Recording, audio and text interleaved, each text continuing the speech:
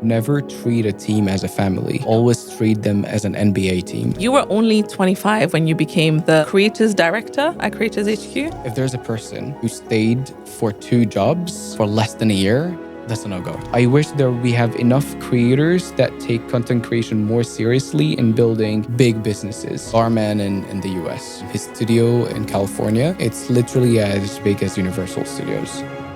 Hello and welcome back to the Dream with Dr. Sheen podcast, the show where the science of success meets lived experience. On today's episode, brought to you by Whop, we're joined by Nizar Salman. Nizar has been at the center of the creator economy as it scaled globally, from leading major events to shaping one of the world's largest creator gathering at the 1 Billion Followers Summit to now driving global creators and programming at Creators HQ. He has consistently operated at the intersection of culture, content, and business. Today's conversation is about the creator economy and where is it heading, especially with the rise of AI. Nizar has spent years behind the scenes watching this industry evolve in real time. In this episode, he breaks down what it actually takes to turn content creation into a thriving, sustainable business. This is not surface level advice. We go beyond post consistently or find your niche. This is about what creators need to understand now to stay relevant, build leverage, and continue monetizing over the next decade. If you're trying to find your place in this space, this episode will give you the clarity to move and the strategy to move differently.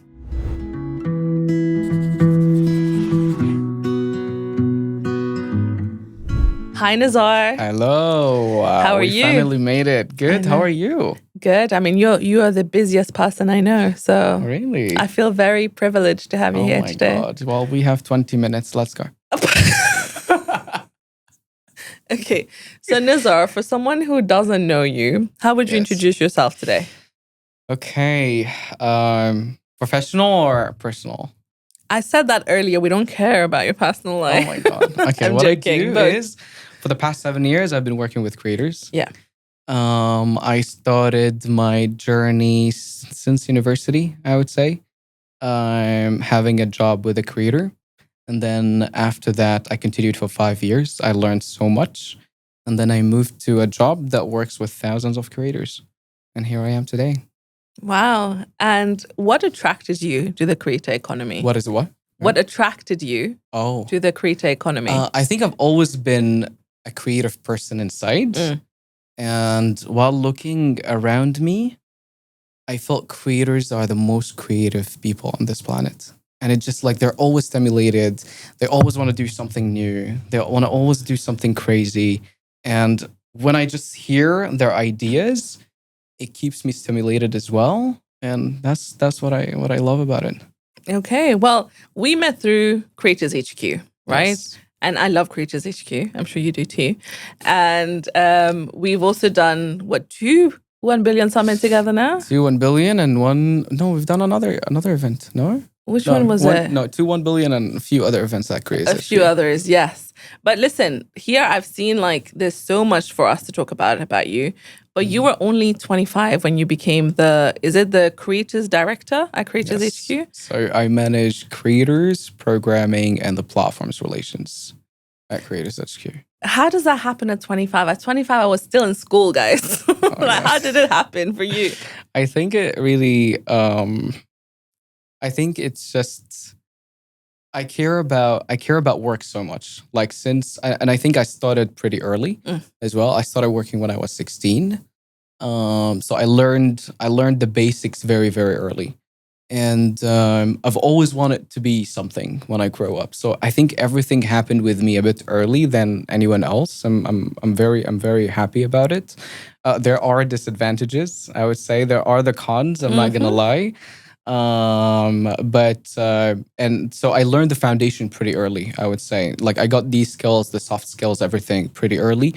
And then God put me in the right direction. I've always referred to literally everything happened at first by coincidence. The way that I've always had that dream to live in Dubai or New York. I've always wanted that. And it happened where I found a job and then I applied to it. It was in Singapore, but then they changed the job location from Singapore to Dubai because they decided last minute to open an office in Dubai. And I was still studying in uni where I was like, Dubai is Dubai. I don't care. Like whether Singapore or Dubai, it's fine. They're both amazing cities, and Dubai was like top one on my list. Mm. And it worked out at the beginning. It was like project management. So I was like, it's fine, project manager. What is it like? Documents, presentations, proposals, etc. But with a video company, and my background is medical analysis, something completely different from my field. And I remember the assignment that I did. They asked me to create a proposal for the artificial intelligence ministry in some countries in Europe, and they needed to promote something in the country. Okay. And I was like, sure. And they wanted, what do they call it? A video call, like a video's call sheet or equipment call sheet, something like this in video production. Yeah. I had no idea what the hell was that. Like, no clue what was it. And they asked me for storyboard and everything. And I was like, let's do it. I had 48 hours to create my assignment. And I remember, I think I've created the assignment in less than 24 hours, in less than 48 hours. And then I took the other 24 hours to check with my friends. It's like, hey, can you check this assignment for me? And it was good. It was I think it was the HR reached out to me after that, and she was like, hey, your assignment is one of the top 10 assignments. And I really didn't ask somebody to create it. Like I really created every single thing in And it the was pre assignment. ChatGPT days. No, before ChatGPT, long back before ChatGPT, and after that they invited me to the interview, and it was a really bad interview. I remember it very very vividly. Like it was they were asking questions and I don't know the answers. Like I'm still studying, had nothing to do with marketing. They're asking, I'm not answering, but my ex-boss honestly believed that he saw something in me that would probably that's why I got hired. And from there it all started, working with creators every single day, learning how detail oriented they are, how creative they are, how crazy they are, how consistent they are. They work so hard, and especially the company that I was in.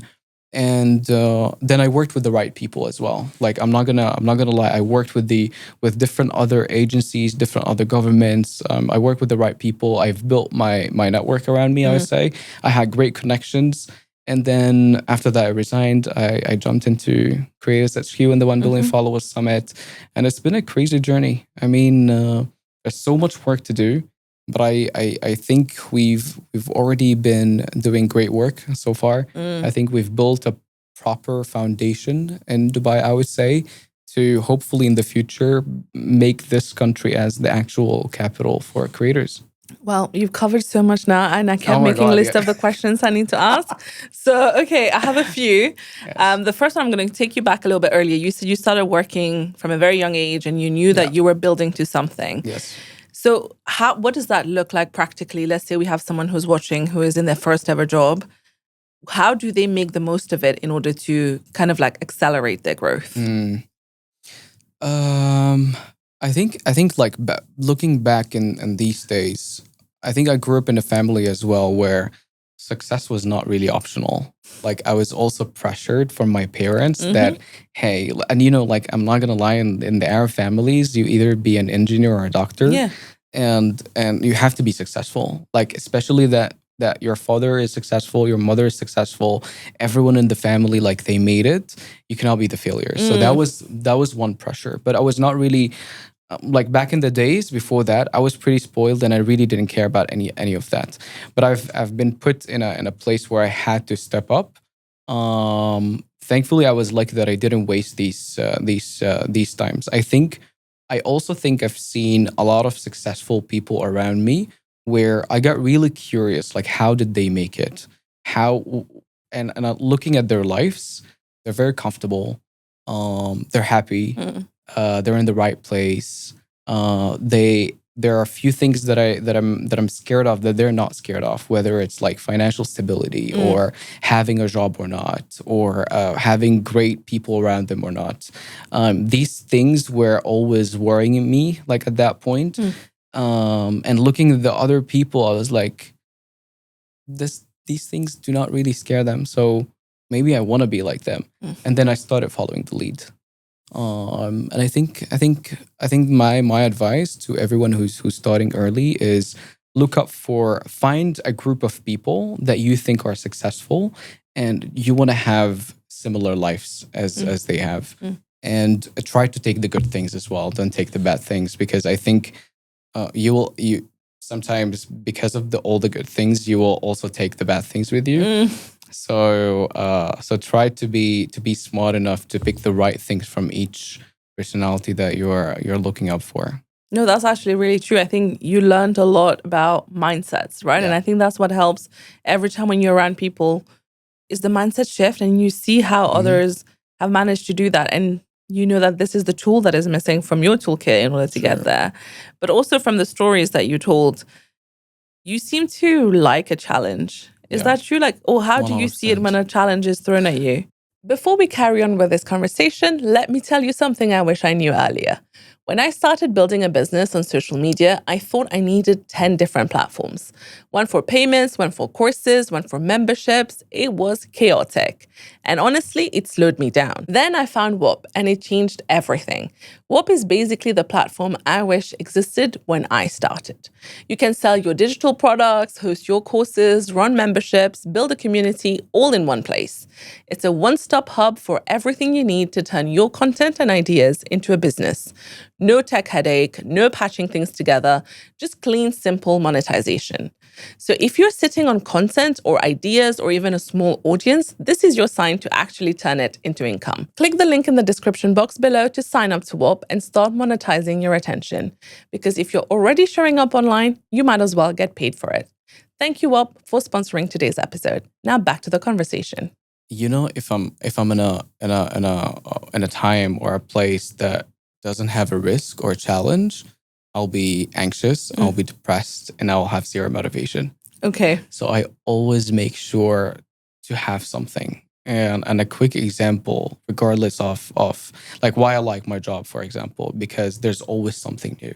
Like you saw, recently we came up with an event in 3 weeks. Yeah. You know, we have to get 1,500 content creators in one place. And it was not easy. It was really hard, especially during these times where like not all airports are actually operating. Not all airlines are operating. So we had to figure out ways to bring people in cars to another city and get them to the country. So that really excites me a lot.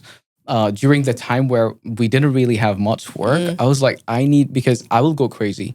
If I don't find something, I'll go crazy. And so I came up with this running thing, and I've never ran before.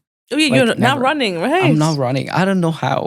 Like I started running out of nowhere and I finished I started at the gym 1 to 5 kilometers. And then after that, I went to a marathon. And this is just in the span of 2 weeks, just to stay sane, just to make sure that I don't get bored. Because if I get bored, I go to a place that I'm very demotivated, and it will take me time to go back. And it happened with me before.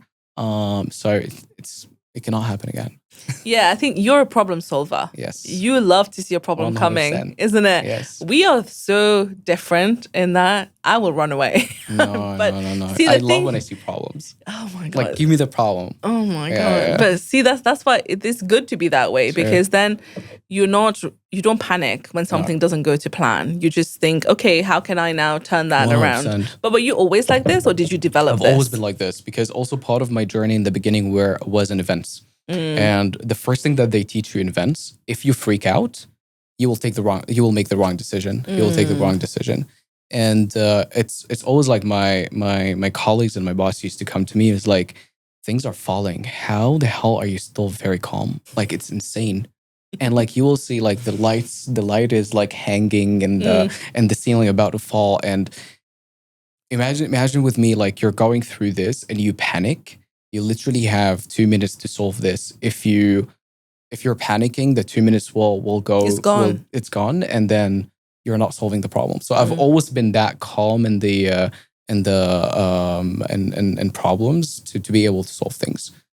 Yeah, I think that's one thing I'm learning as well. Is in the moment, yes. I focus on what can we do. Oh, This has happened already now. yes. So how do we get out of it? Then later I'll have my little panic reaction. Oh, I okay. That's delay good. it. Yeah, panic is fine at the Yeah, end. yeah, I delay After it. that, everything is back in place. Yeah, yeah. Panic. Yeah. But especially like, look, you manage a lot of teams in the past. You've Yeah. done it as well. I think even when you're managing a team, and like Creators History is almost like a little startup that you're It running, is. right? It Every is. day is different. Sure. All the people you work with is so different. It almost feels like you're a plumber where you have a new leak every day that you need to fix, 100%. right? Yeah, yeah, yeah. So if you don't have that attitude of like, it's just about finding the No, solution, it yeah, gets yeah. hard to get through. 100%. And it's uh, because it's startup, it's very fast paced. Mm, It's everything is changing every single day. And not everyone is built the same way. So when you are actually managing a team, you cannot say like, oh, Sheen is okay. She will figure it out. mm, I will need to train the team as well how to be as flexible as me to fit the startup environment. Because even when hiring, everybody's going to tell you, "Hey, I'm great. I'm great. I don't care. It's a startup. I'll do amazing." But when it's actually happening, the startup shifting and pivoting and this comes up out of nowhere and all this, you'll see who's actually flexible and will be able to work in a place like this. Yeah. I'm going to make you put the hiring hat on for a minute. Oh yeah. Yeah. How do you assess when you're interviewing somebody whether you think they will be a good Oh, fit? I do look at their okay, the thing that have been working the most for me is when you look at the CV, you'll easy like they put the dates, right? When I started at this job, when I left. If there's a person who stayed for 2 jobs for less than a year, that's a no-go. That's a no-go. You know, that's me, yeah? Really? You Oh know, my I've God. done, I've had 4 Yeah. jobs. First one was 6 months, Oh 1 my year, God. That's a red flag. 6 months, 6 months. That means like you cannot really I'm unemployable. I get it. yeah, I mean that's why you have your own Yeah, business yeah, now. yeah. You probably it's a good thing, but I'm Yeah, talking about like if I want an employee, because I think about it like this way. I'm gonna spend at least 1 to 2 months to train you, Yes. right? To be able to like just run and like to do things perfectly, and then after that 1 month probably to plan things with me, and then after that run the things. That's already probably more than 7-8 months. Yeah. And then you'll leave me after 3 months. So that's like basically all the resources that I'm putting all the time is gone to waste. So I would say that's the big thing. Another thing, I usually do actually assignments, and that's like what I've learned. And when you do an assignment, sadly now with ChatGPT and AI, it's becoming harder and harder as well. Because it's very easy to create the best assignment in the world from ChatGPT, but also it's very easy to tell if that has been created with AI. Because with some questions, you will know that person really didn't create it from their mind. They're actually created it through AI. I would say these are like two main things. But this is good for the technical skill side, right? You're really technical skill testing that. side. But then when you see the vibe, how do you Yeah. vibe check whether this is someone that can handle pressure or not?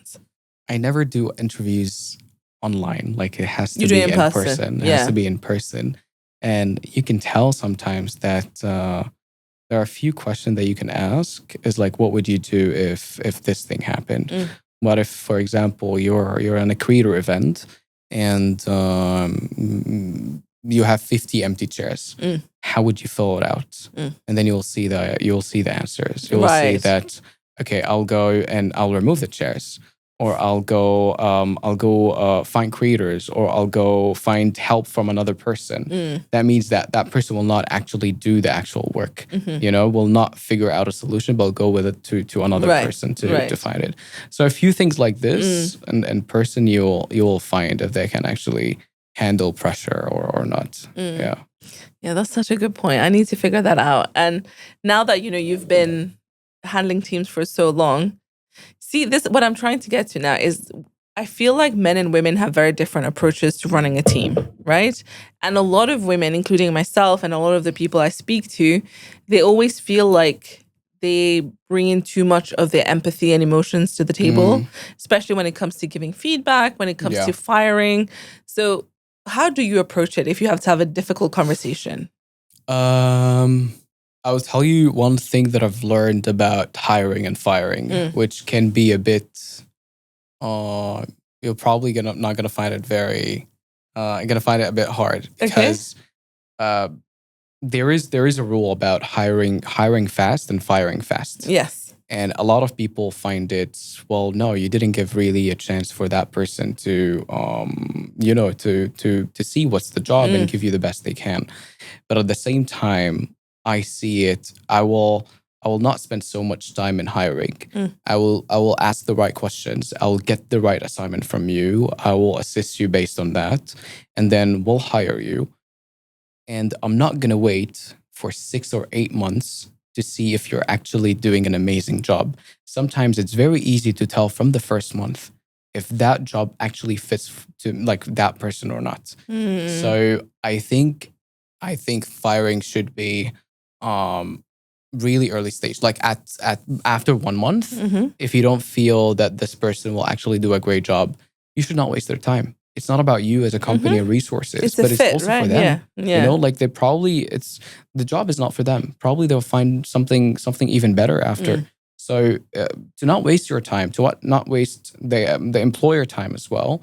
It's better to talk to that person and tell them, hey, listen, it's not about that you're not great. It's you have skill set, you have the talent, but it's we probably function in a different way. We don't want to waste your time, and that's it.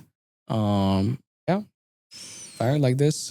Yeah, I've heard that many times, the whole fire fast. And, Yeah. actually on Saturday, I bumped into my old boss from Middlesex and I asked her the same thing. And she handles the whole department. She was like, the mistakes I made in my early days was you try to become friends with the people that That's the you worst. manage. Then it becomes difficult because it feels like you're giving a friend feedback and they are taking it as a friend is giving me feedback. Because there's another thing as well. Never treat a team as a family, but always treat them as an NBA team. Because a family it's going to be very hard to fire, and the business change. Sometimes you have a product, you have a service, you have whatever, where you need to make a decision to just like stop it, right? And you have a team there. If it's a family, it's going to be very very hard to fire them. But it's if it's an NBA team, they all work towards a great business, and they know if anything changes, then the management will need to take a decision into doing 1, 2, 3. Yeah. Wow. Okay. Well, this is notes for everybody to take today. I don't do this at work though. Yeah. Not. I would say we function in a different way. Yeah. This usually a bit like a startup mentality Yes. that I've learned from my startup days, where you need to hire and fire fast. You need to, do not make friendship with people. It's not a family, it's a team, and so on. Yeah. It's different from a place to another, I would say. Yeah. It's really case by case basis, right? Okay, so now we're going to move away a little bit from your story because you are in the creator economy, and so am I. We're both on like different ends of it. Yes. First, let me ask you, what do you think of creators? Oh my God. Creators. In the beginning, I said creators are amazing. Creators are they work really hard, etc. But creators can also be the most spoiled humans on this planet.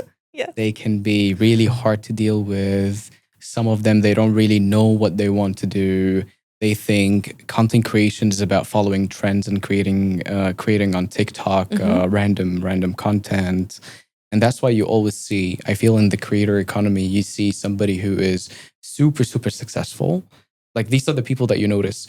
People that are super, super successful, who built companies and so on. And then the people who just started and like they're still small and they're figuring things out. You don't see the middle part a lot, and that's the thing. It's very hard to see that middle part because, but the creators, I think creators in general are, creator economy around the world is trying to be an actual industry, and it's really becoming one, but it's different in every part of the world. And that's why, I mean, we're here, right, in Dubai. We're trying to build like a strong foundation for it. We're trying to support the creators. We're trying to think of the things that creators are not even thinking of. Creators are creating pieces of content every single day, but there are a few things that creators didn't think about yet. What about their exit plan? What about if YouTube or Meta or TikTok started cutting them off with money? What if they changed the algorithms? What can they do? These things in the creator economy, like we call ourselves enablers. These are the things that we see, where we're trying to build things to make it easier for creators. But I would say the biggest problem that the creators are doing every single day is they don't take content creation seriously. They take it as a hobby, and they're expect to get money out of it as well. They're not really built. It's actually building a business. It's a full-time job, and they do come to us and they tell us is like, why it's not working out. I'm not getting the right support. I need more money. I need more brand deals. I cannot. And now it's like things becoming very expensive to me. I cannot hire my team. I'm not be able to pay my team, etc.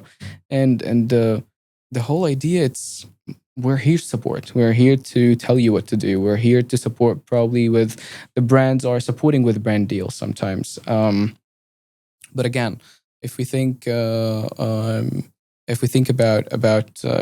how can they I would say like creators do better. I think they need to figure out a way how can they be like as well like sustainable in terms of income and growth and so on. Yeah, we have a lot to talk about here. Yes. I think obviously, in the earlier days, I hated it when people would call me an influencer, and I would be like, no, I'm a creator. And I remember thinking, why do I feel this way? And I think it's because an influencer is associated with someone who, is just doing trends, as you said, and is just like out there posting the pictures and the collabs, and not really someone who gives value. Yeah. But now I feel like even creators have started kind of like falling into that category, unfortunately. True. And see, one thing I struggle with is that I feel like and this has nothing to do with the region. I think globally, there is so much now where you see creators are buying followers. Yeah. And there's a lot of like inflated numbers that you see online. And at the same time, with the use of AI, oh my God, yesterday I had to call Dubai police. No. Because someone used a clip of me and they put AI on it and they're making me and my guests do an ad for their brand. Can you imagine? That's and crazy. The mouth is smooth of being weird, the voice is weird, and they've boosted this reel, it's going everywhere. And I was like, excuse me? And I messaged them, and my friend called Dubai police, and they were like, oh, tell them they have 1 hour to take it down. If they don't take it down, then just message us. Did they take it down? I messaged them, immediately was gone. But still, and I was like, it's crazy. Imagine someone is making it look like I'm doing a branded thing for them. Yeah. And if you don't know me very well, you might think it is me.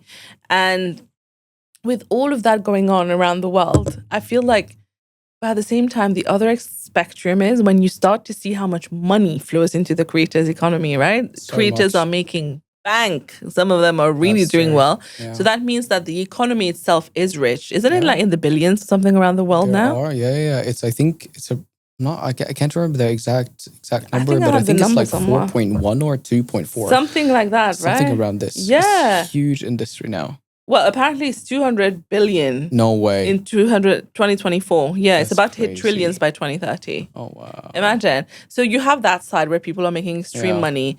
You have to deal with like the fakeness that is there. But at the same time, you have people who are very impatient. You know what you were saying? Even me, a lot of people come to me being like, I'm thinking of starting a podcast. How do I monetize it? They haven't even started yet, and they're thinking monetization.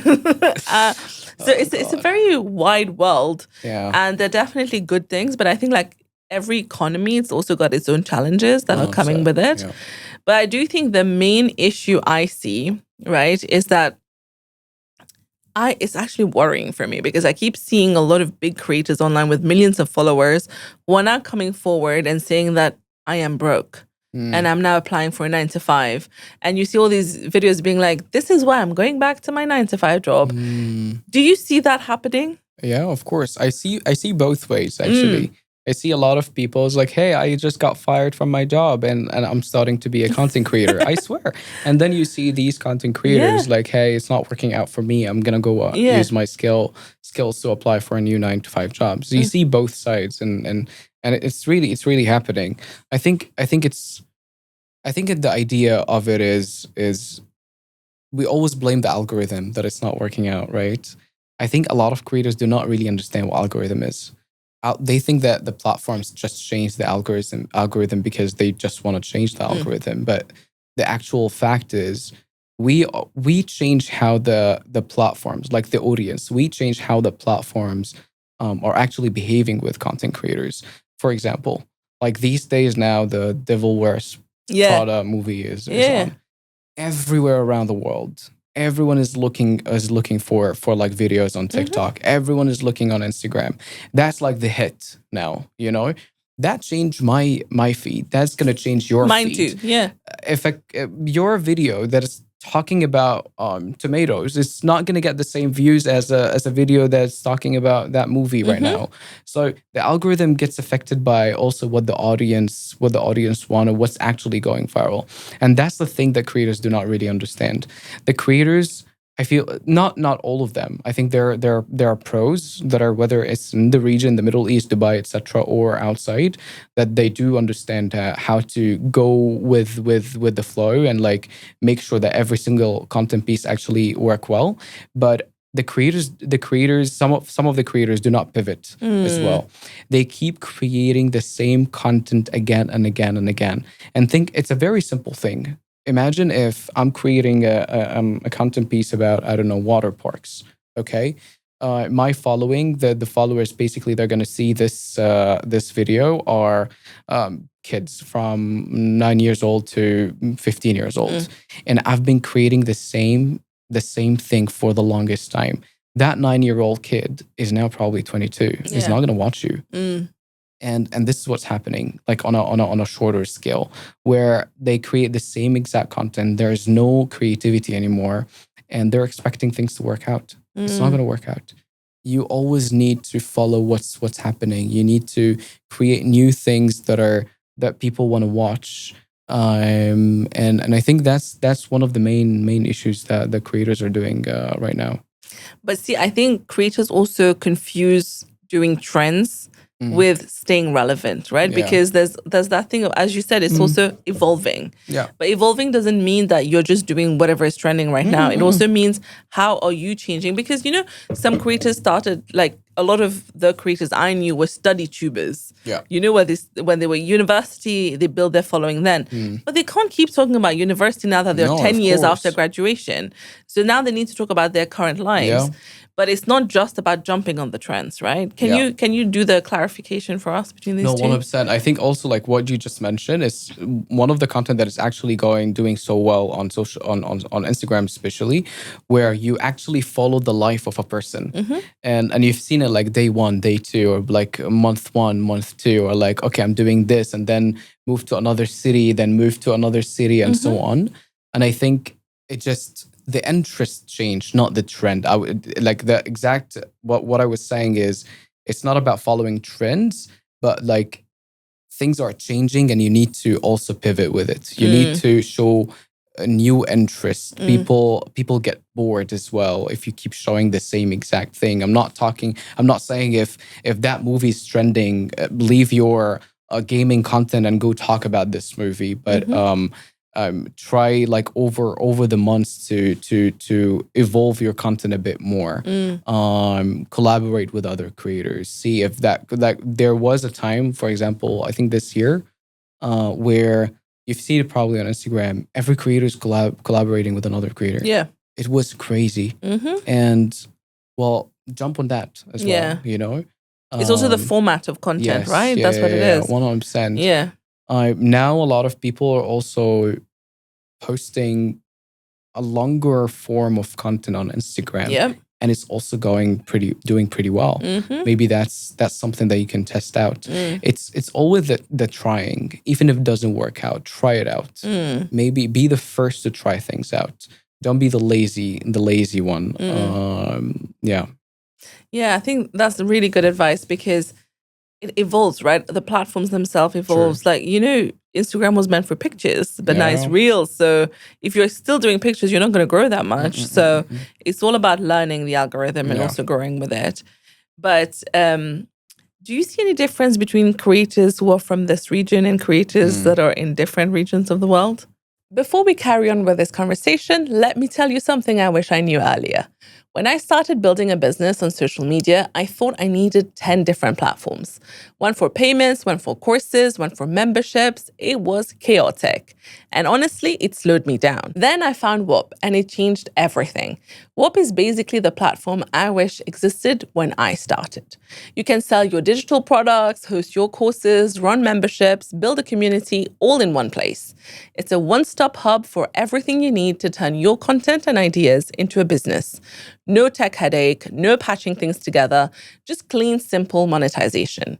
So if you're sitting on content or ideas or even a small audience, this is your sign to actually turn it into income. Click the link in the description box below to sign up to Whop and start monetizing your attention.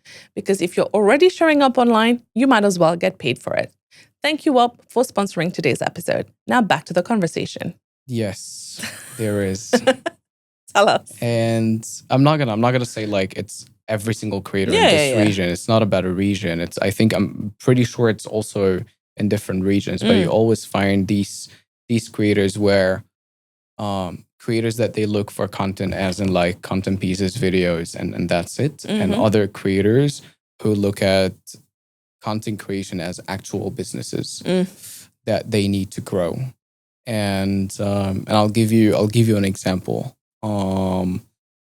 Darman in the US, right? He's a creator. He started from nothing really. He started doing, he literally got a studio with like green screens and everything and doing a sketch. And then now, like last year, I went to his studio in California. It's literally probably as big as Universal Studios. Like the guy has a hospital, has a church, he has classrooms for different tiers of families, like for like poor family and then rich family, a house inside like warehouses. Oh my God. And this is where he shoots content. That's another level, because that guy took content really seriously, that it's not just a YouTube video. He built an empire. And I'm not going to say it's because of the region. I mean, US is not really the best region to create content. They take 50% of your money.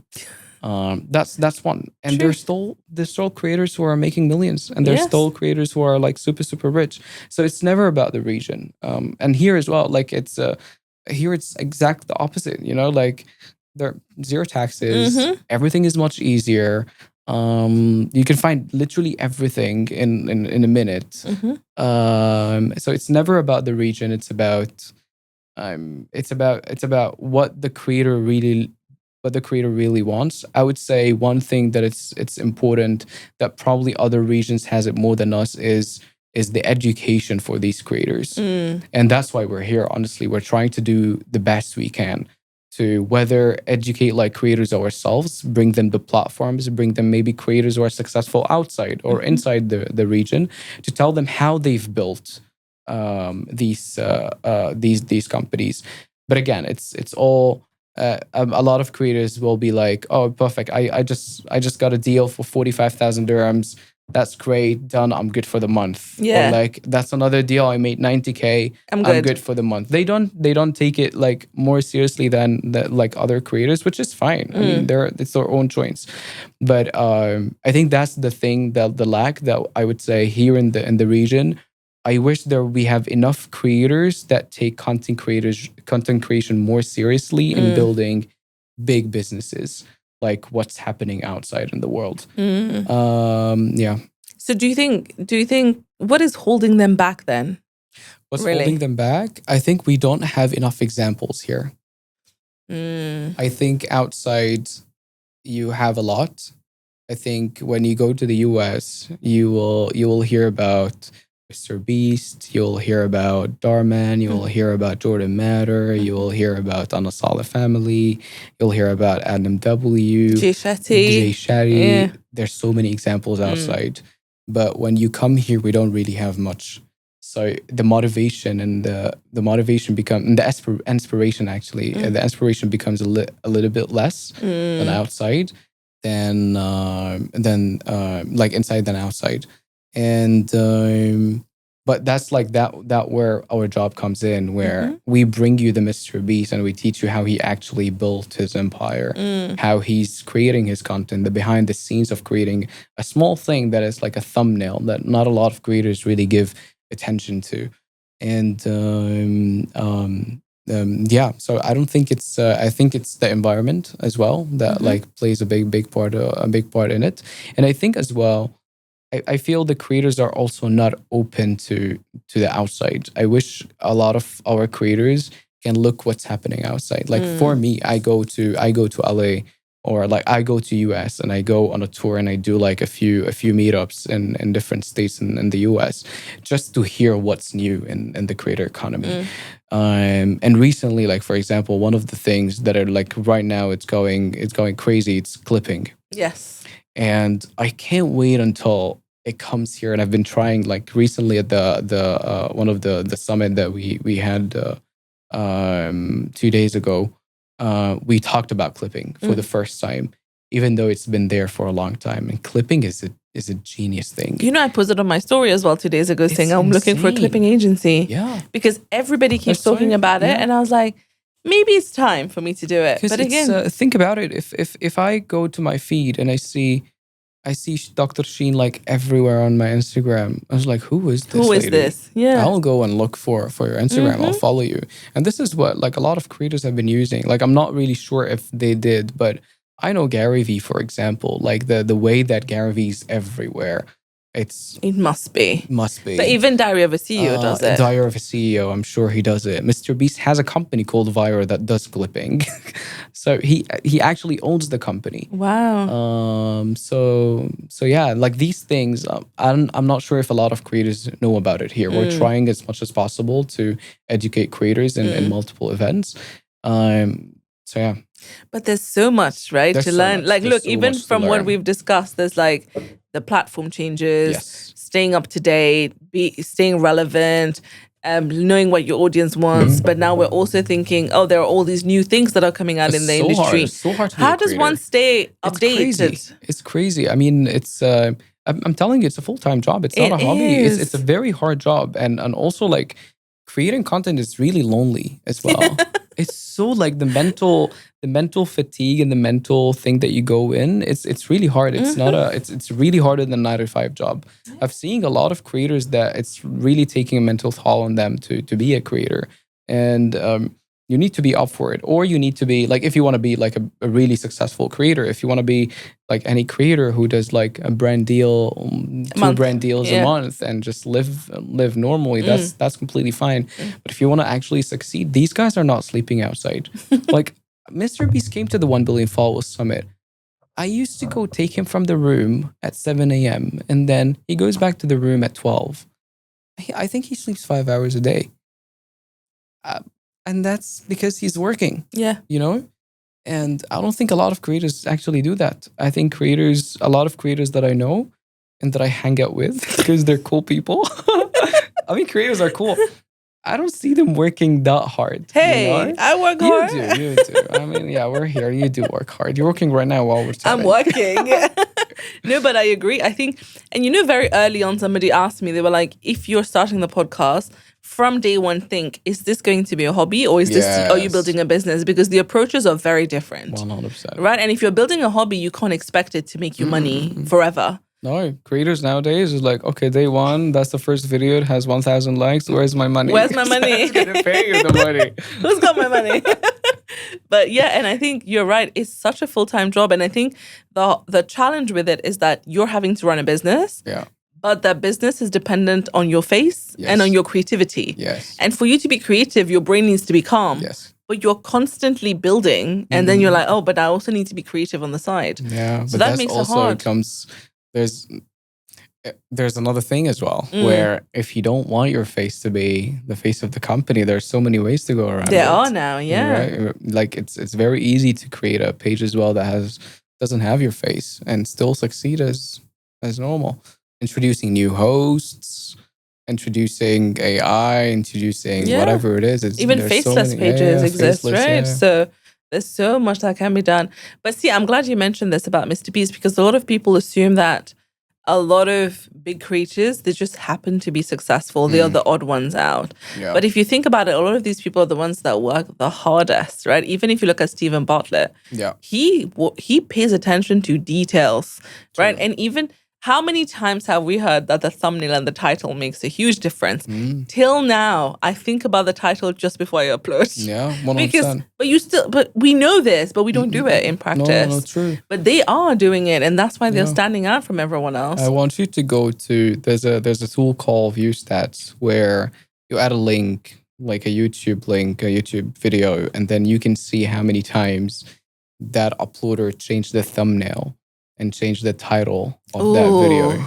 Because, for example, you uploaded that video, right? Yeah. Usually the good video, yeah. the first 30 minutes gets like 2,000 views. Correct. But that one got 800. Okay, there's something wrong. We need to fix. Is it the title? Is it the thumbnail? Then you fix. Then, okay, it worked out a bit better, but not the best. Change again. There are videos with like tens of changes until it actually works out. And everyone like so many successful creators are actually doing it.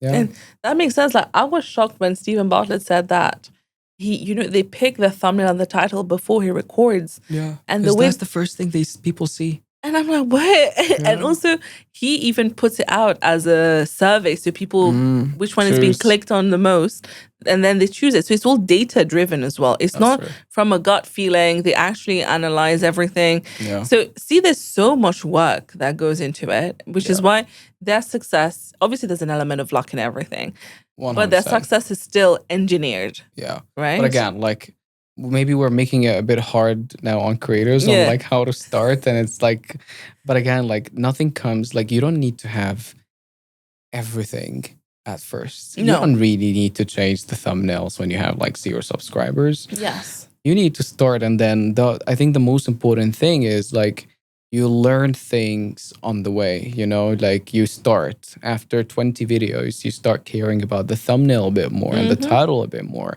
Change things after that. You start creating content that fits brand deals. It's easier for a brand to come to you and tell you, hey, put my product on the table while you're doing the podcast.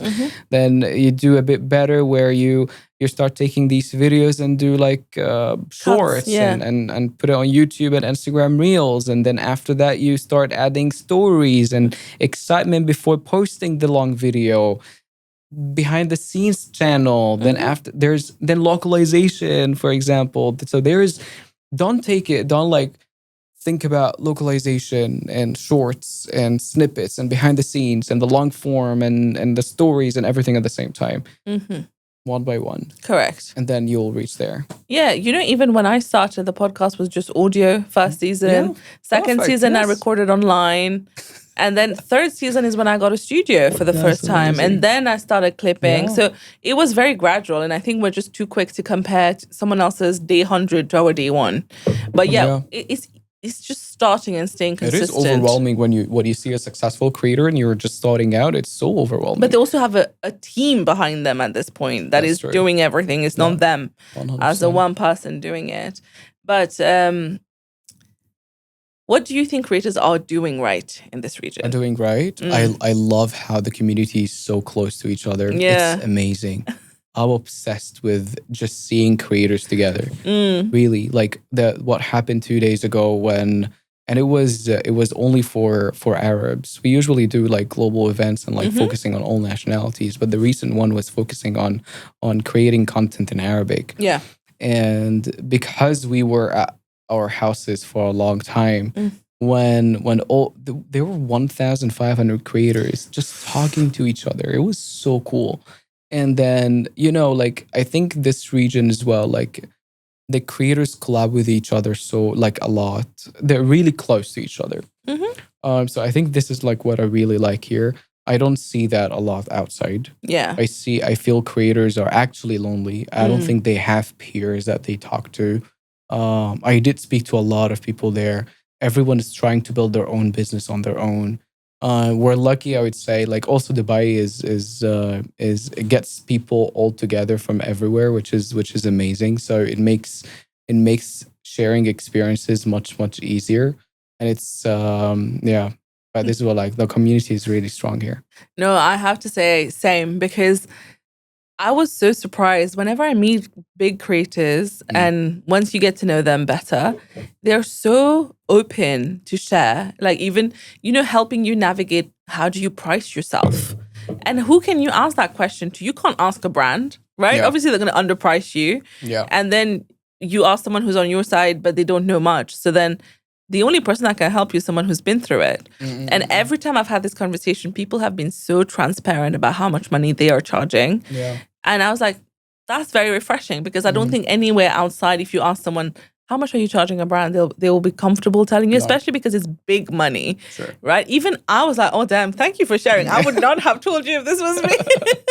So it's That's like true. it's nice to see that Yeah. support is there. 100%. But now, we referred to this a few times earlier when we're talking about how now there are so many ways of doing content without needing you. So recently, one of my ex-colleague, he reached out to me saying that he set up this business, and there are so many of very similar ones where it's basically a hotline where anyone from my audience can pay membership, and it's literally a phone call, and you will think you're talking to me, but it's not me, it's AI. And It's like a trained agent and to I know. act just as you. But he sent me it to try, and it was so spooky because it sounded exactly like me, the same enunciation, the No same joke, the way. same laugh. And I was like, yeah, this is not great.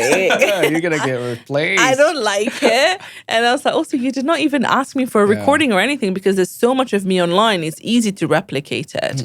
Now, this opens this conversation about AI. And, I just made the transition from ChatGPT to Claude and trying to build it. We were discussing how people Yeah. are building AI agents.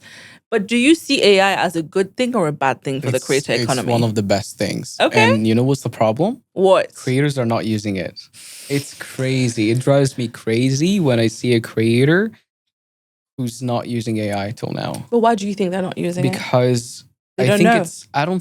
I don't think AI is yet very simple for everyone. Mhm. Like you need like if you want to use like Gemini and ChatGPT is easy. You're It's chatting intuitive, and yeah. everything. But if you want to take the next step and use Claude and build AI agents, yeah. and everything, it does take time Mhm. to build the perfect agent. Not much time, but it does take time. And it needs skills, And- right? You and need it to know does what you're need- doing. It does need skills. A lot of creators that I know that they're asking for friends who are already trained to do so to build stuff for them, which is fine. So I think that's why they're not using it. It's a bit tough. We're still not there yet with AI to be very simplified yet for creators, but we're seeing a lot of new tools that are built for creators. Like Okay. we've just announced recently on few days, 2 days back, a new product that we've done ourselves. It's called Risha. It's built for creators, like Okay. from scripting, thumbnails, every single thing with AI, and it's amazing. And when it do we really get it? thinks like a creator. Yeah. We'll get you access to Yeah. this. But still, I think creators are finding it easier to just do the work, but they probably as well. There's not much evidence from other creators using AI that it's actually saving them so much money and time. I think our creators are not talking to each other how much AI is saving them Right. time and money. Like you are using it because probably you've heard it from someone else. But I don't think it's being circulated this news a lot between creators. I heard from a friend who's not a creator who told me that I Exactly, don't need a yes. team anymore because I Yeah. now have a whole team on Claude. And you're probably curious. Yeah. Like I want to try it. I I was want to like, see. yes, if, I I don't need care that. if it doesn't work out. Yeah. But I want to try it out and see if I actually Correct. be helpful. But then at the same time, do you think the use of AI in the creator economy, Yeah. will that like make the playing field more equal? Or is that going to even widen the gap between people who... Are you saying the AI generated content? Yeah, Oh, I want to ask you something. please. Like you just made a face when I said AI generated content. Yeah. Do you actually prefer seeing AI generated content? I than don't like human? it. Exactly. It's the same thing everywhere. But some people don't know that it's AI. That's the problem. But it's kind of like it's easy to tell. Most of the times you can really tell that it's AI generated content. Yeah, Like, now I at would the moment we yeah, still can. at the moment Yeah. we really still can. Like, I would love, like, it would be much better for me to see Sheen talking to a human than seeing A fake a Sheen. fake Sheen talking to another human. And Yeah. it's still, there are some issues. Like, I know that there are, like, now AI tools are pretty well developed and so on, but you can still, not all dialects are there. Like, especially in the Middle East, every single country in the Gulf has a different dialect, different words, Yeah. etc. So it's pretty hard to replicate this. This, it's gonna be replicated very, like, it's gonna be replicated very soon on AI. But I think it's still, the human content is very authentic, very genuine. It's very close to the people. People can, actually relate to. AI is still not there with that, and I don't see it really as a threat. Okay. That said, if I was scrolling on Instagram and I see that tomato and banana videos, I'm probably gonna stop and watch it. Don't tell me you watch these drama. I swear, It's I so cannot. dramatic. Yes, it's so good. Who came up with the These idea of doing fruits and this? The vegetables fruit drama is crazy. And the cats. It's I The like cats it. I've seen. I would actually stop. And this is taking from my screen time, which is also actually affecting me watching your video. I'm probably going to exit that platform after watching that banana and tomato video. See, AI is the problem. It is affecting. It is affecting. Yeah. But this leads to my next question, because I was going to say, is this a threat to creativity? But then there's new kind of creativity clearly coming out. Yes, 100%. Just go and create tomatoes and bananas and cats videos. And then give them branded t-shirt and sign with Nike. I know, imagine. For me, it's the cat who got cheated on. Yeah, have you seen that one? And I was like, why am I emotionally everyone invested? is getting cheated on in these AI videos. It's always cheating. I don't know why it's not cheating. It's always someone crying, someone getting cheated on, these babies that are being... The babies and the blenders and... It's insane. But, I mean... Yeah, you do what you got to do. But see, now it's turning into new businesses as well, right? Now there'll be a new skill, which is how to do AI creatively. But when we talk about creators building a business around the brand, in your experience, what are because we've seen people who sell courses, and I feel like now courses have a negative connotation to them, right? It almost feels like it's a scam when the creator's selling a course. There are courses, there are apps, there are memberships. But what are other ways you think are the most promising one when we look to the future on how a creator can build a more sustainable business? I think that start with the foundation. If you have 1 million followers, you should have at least probably 70% of these followers contacts. Oof. It's gonna be hard, but like, you need to get the data of these people that are following you that you can monetize later on. Then after that, of course, brand deals, etc. This you need to present yourself pretty well. You need to find the right team, or maybe it's you, and be able to have the skills to sell your service, whether it's a service or a video, or what basically can what you can deliver for this brand really, really well. So you need to learn the art of actually pitching yourself properly. So that's one thing. Then after that, and that's a business on its own. Like 100%. If you actually can be able to sell your videos, that's a proper business. Then after that, you think of the third layer of it, where okay, now the people, the audience is really connected to you, right? You have a community around you. What can you offer them as well? What can you upsell rather than just giving them free videos on YouTube and Instagram? It can be products. It can be courses. I know courses has a thing around it where it's a scam or anything, but there's still legit people who are actually teaching. Sure. Like, I love what Erica Kohlberg does every now and then. Same. And teaches about finance, and they're like actual people benefiting from this. And I know she comes from a great background and everything. So always checking like where's the credibility, the credibility of this creator would benefit. So so the third thing is upselling this community of product or courses Mhm. or some creators are doing events as well. Yeah. Like there is a creator, I think he's based in New York, where he basically does supper clubs every now and then in his house, and he sells tickets for it. It's so good. It's Well, so we're nice. starting. Yeah. And after that, you see, and I think the last step where you've been in the full journey. What is so special? What are the skills that Sheen has that other creators do not have? Mm. For example, let's say one creator is very strong with finding the right videos that can go viral on TikTok. Right. That's a business. Mm. You literally can go to brands, you can literally go to tourism boards or governments or private entities and tell them I'm a TikTok expert. I can help you grow only your TikTok. Just give it to me and I'll create content for you. That's Yeah. a business. Another person is basically whether through Instagram or any of the other platforms. Some other creators, their content is a bit different. It's high-end production for YouTube. They can do TVCs. They can branch out as well and help other companies and build business around it. Some other creators, and at that point, probably you already have good cash, like good money. Some other creators at that point, they build businesses that we've always passionate about. It has nothing to do with content creation. We've seen a lot of creators opening restaurants. Yes. We've seen a lot of creators opening hotels. Yep. And even products, right? Like sunglasses, 100%. perfume, makeup. Has nothing to do with them. Yeah. And it probably doesn't even have their name in it. They're just like, you look at it as like, okay, promoted by this person, but they don't. It's doesn't have their name. So there is a success journey that creators can really follow to build a proper business. It needs time. Yeah. And I think creators in general, they don't have really much patience. and it's fine because it's a very unstable career, right?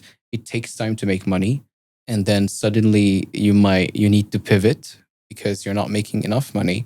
And then you see other creators are growing. Competition is crazy. You see one creator gaining 1 million followers a year and another creator gaining 200,000 followers a year. So, and there's a competition there. So, it's different from one creator to another. So, it just. I have the question that everyone always asks, which is. Sorry. So the question is, do you think it's too late now to become a creator? Never. It's too late. I think it's never gonna be late to create content. I know things are changing. The platforms are behaving differently every single day. People interests are changing as well. But it's just start. Give it a try. I have a thing that I always say. Whether it's a content creation or anything in life, give it a try. Give it a try it out. If it works out, it works out. Just give it some time, so it's never only on your list.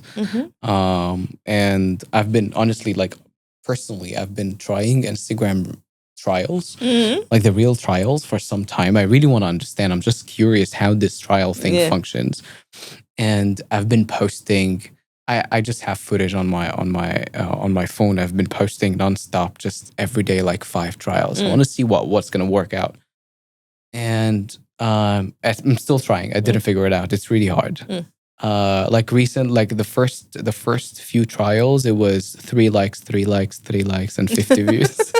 Yesterday, one trial reached 90 likes. Oh, that's a lot. And then I posted it on my platform. I was like, okay, this worked out. But it's never late, and I think you'll figure it out of the way. Just the only thing is, it's gonna take some time, and it's getting a bit harder every day. So you need to cope up with all the changes. Based on all the creators you've seen and the work that you've been doing, do you think there's a golden rule for guaranteed success as a creator? Oh, I know it's very, everybody says the same exact thing, but it's really true. Consistency. You just need to be you need to do it every single day. And look back at all the creators that are like super super successful now. They had one rule: post every single day. Mm-hmm.